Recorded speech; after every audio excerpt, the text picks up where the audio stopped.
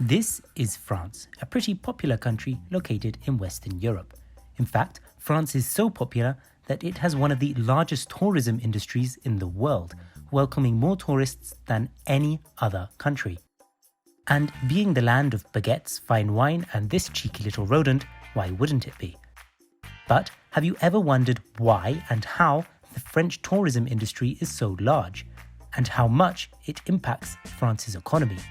Well, in order to find out the answer to those questions, we must first find out why France is such a popular tourist destination. Welcome to France's tourism industry. So, in order to understand just why France is so popular, we need to focus on two main areas.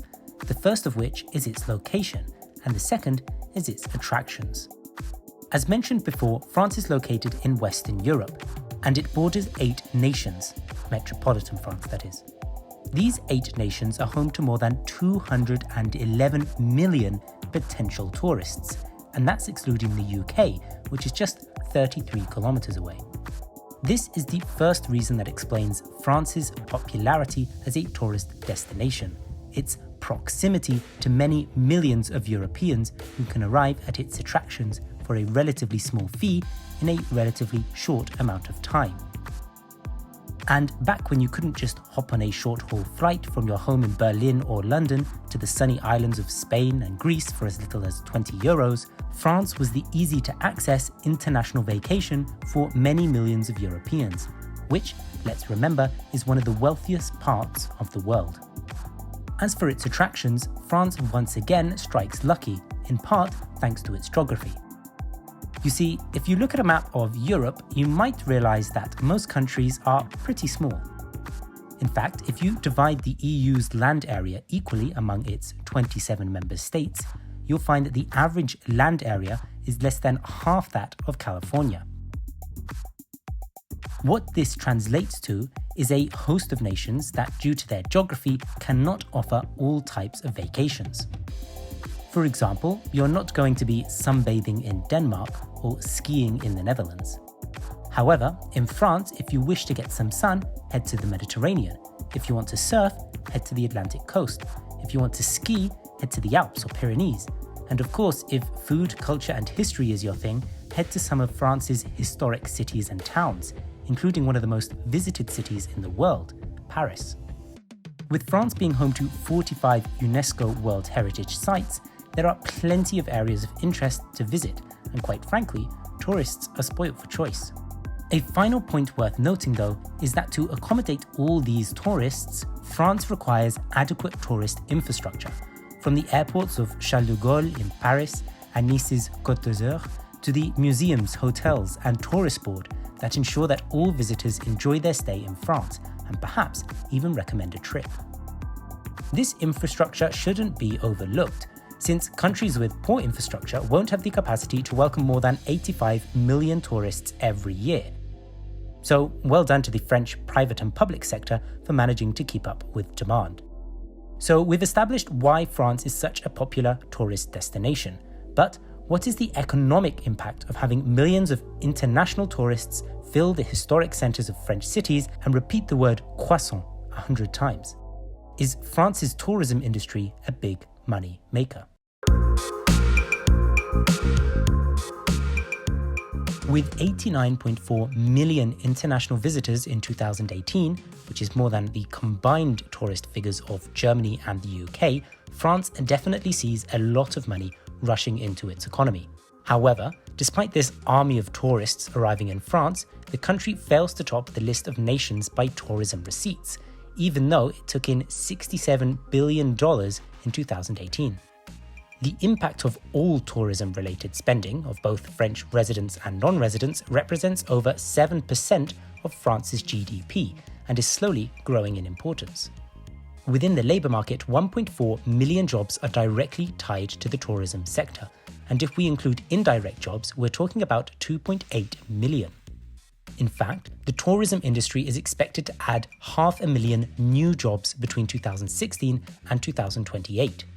Which, if existing levels of job growth are to be experienced over the next 7 years in France, will see about 11% of all those employed in France depending on the industry. Most of this future growth in the industry is expected to come from outside of Europe. In fact, this has been a process that has been underway for a while now. If we look back at 2004, we can see that 2/3 of all tourist arrivals came from just Germany, the UK, and the Benelux countries. By 2018, these same countries now accounted for 46% of all international tourist arrivals. Still very important to the industry, but shrinking in significance. However, all these tourists and the jobs and money they create and pump into the economy aren't distributed equally around the country, nor the calendar year. And this has led to a series of problems for French municipalities all over the land of fine cheese, causing some to think whether the goal of 100 million international tourists by 2020 is the right one. In France, like in most countries, international tourists are only really pulled towards a few regions in large quantities. Think Paris, the French Riviera, Bordeaux, and Lyon. Now, in a way, this is nice and convenient. The relevant infrastructure that needs to be built to accommodate this large number of tourists can get a healthy amount of use and sustain permanent all-year-round full-time jobs. However, there are a few drawbacks to having a large number of people trying to all ascend to the top of the Eiffel Tower on the same day. The first of which is customer experience.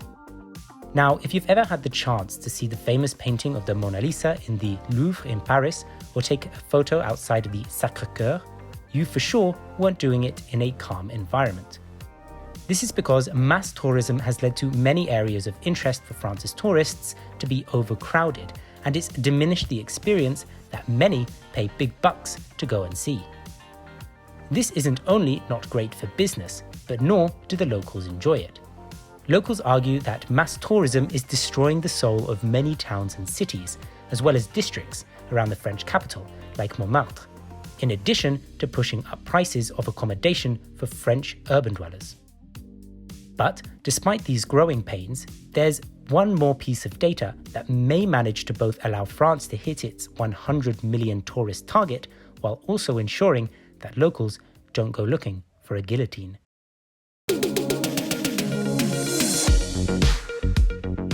Summer in Europe is kind of a big thing.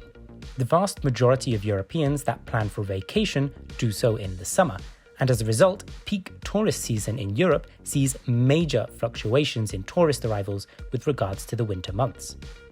France's tourism industry, like many across Europe, has to deal with these fluctuations. And looking at this graph, we can see that in the peak months of July and August, there is a 2.5 times increase in tourist arrivals at hotels made by non-residents when compared to January, every year. This extra capacity that causes relatively low occupancy rates for the duration of most of the year is not generating the money it could do if tourism didn't take such a nosedive in the winter months. In fact, averaging out the yearly flow of tourists over 12 months would result in every month experiencing the same tourist flow as currently experienced in October, which would definitely be more comfortable for the tourists and local residents alike, but last time I checked, France wasn't planning on telling a load of tourists down in Cannes to come back to their sunbathing spots in December. But nonetheless, encouraging international tourists to visit during the low season, perhaps through specific events, a successful Instagram campaign, or just appealing to countries that don't all flow to the Mediterranean like a flock of birds every summer, may help France's tourist industry continue to grow and keep France's title as the most visited country in the world. France's tourism industry is a great export. It not only brings in billions of euros into the country and provides millions of jobs, but it also strengthens France's soft power and international image, something that many countries envy. However, with France continuing to push the limits with regards to how many tourists it can get into its boulangeries, perhaps a stronger strategy needs to be adopted to allow for the French tourism industry to grow, but not at the expense of France itself. Bonjour à tous! What do you think France should do to ensure that its tourism industry will continue to thrive? Do you think mass tourism is really a problem in France? And if you're from a tourist hotspot yourself, let us know what you think about all of this in the comment section below. As always, like, subscribe, and share this video with all your friends and foes, and take care. Bye.